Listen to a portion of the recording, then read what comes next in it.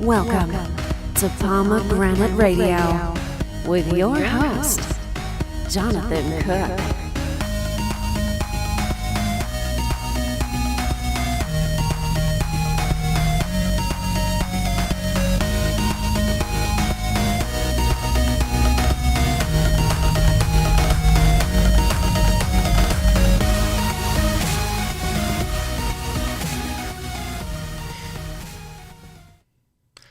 You know, I've been sitting here for the past hour trying to come up with something to say about Batman the Killing Joke, the animated feature film based on the 1988 graphic novel written by Alan Moore.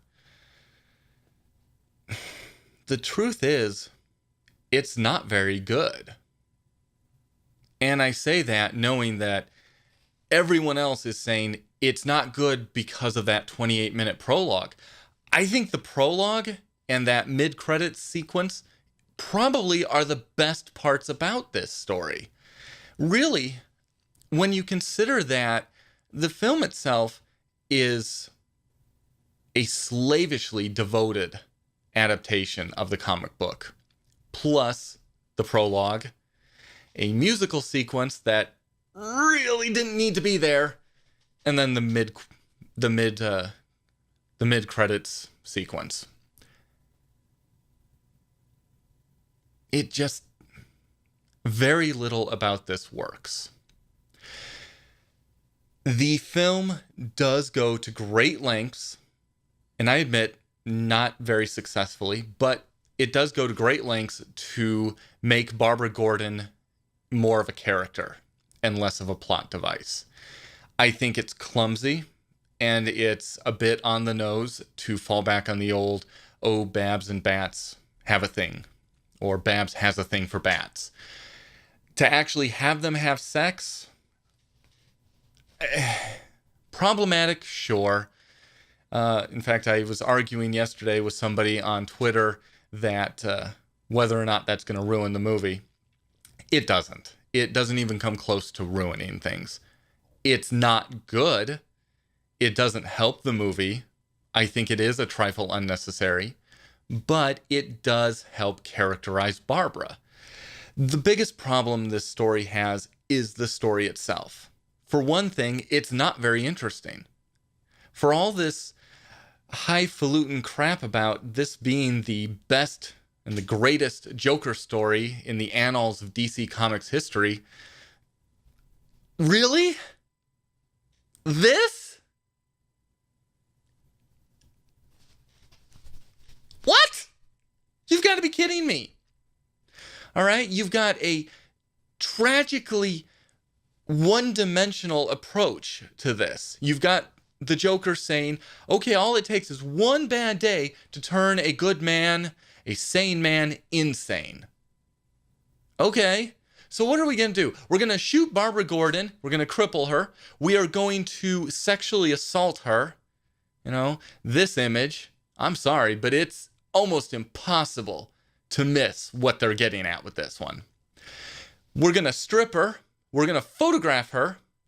We're going to strip her father, put him on a carnival ride, and show him images of his stripped and battered daughter's body. We're going to treat Babs, Barbara Gordon, aka Batgirl, we're going to treat her like an object. In fact, we're going to treat her worse. We're going to treat her like a piece of meat, an actual piece of meat. The prologue goes some ways towards redeeming that. It gives her a little bit more characterization, as I said. It gives her a bit of a motivation. We understand where she's coming from. We understand that she is treated like crap by the men in her life, her father being the one exception. Batman is incredibly dismissive of her. He calls her at one point weak. And then when she initiates sex with Batman, okay, she is the one who is the aggressor. A lot of people seem to be ignoring that fact, but she is the one who does this, not Batman. She is the one who pins him down, kisses him. He responds, but she starts it. Well, when that happens, after that happens, Batman doesn't call her. And she acts like a jilted lover. Because she is a jilted lover. And between that, being called weak, and the abyss that she peaks when she kicks the ass of Paris Franz, really, towards the end of the prologue, she gives up being Batgirl. And then she's shot and crippled.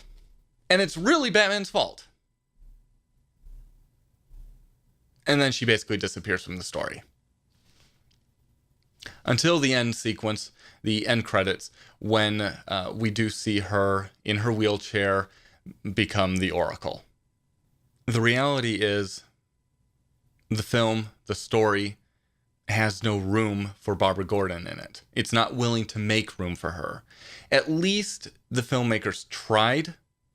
They tried to make her more than a piece of meat. I'm not sure they succeeded. But then, ignoring Barbara Gordon for a moment, we've got the rest of the story. We've got, for one thing, that incredibly stupid musical number that really was not necessary. You could have played that whole sequence out without turning it into some kind of Broadway from hell. But what we've got is an extraordinarily laconic Batman. I mean, to the point where you think he's going to pass out from boredom through most of this movie. You've got the Joker, who is trying to be philosophic and yet not doing a very good job of it. His philosophy is incredibly simplistic. There's nothing nuanced about anything that he says. If you want a philosophically inclined Joker, watch The Dark Knight. Much, much, much, much more interesting. And then there's that very disturbing ending in which Batman and the Joker are sharing a laugh. Spoiler alert. Batman and the Joker are sharing a laugh. Are we forgetting the fact that the Joker just hours earlier shot, crippled, stripped, and then photographed Barbara Gordon? That's the reason you're here, Batman. I don't know. What can I say good about this film? The animation is actually pretty good for the most part.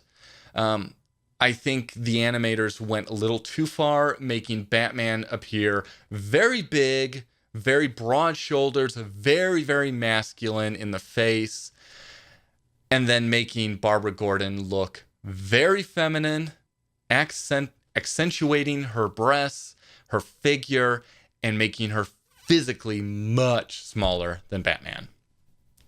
Okay, that's fine. I get that you were trying to put a difference between the two of them, but you are diminishing her. And that's the part that really bothers me. The fact that Babs is sexually assaulted in this movie.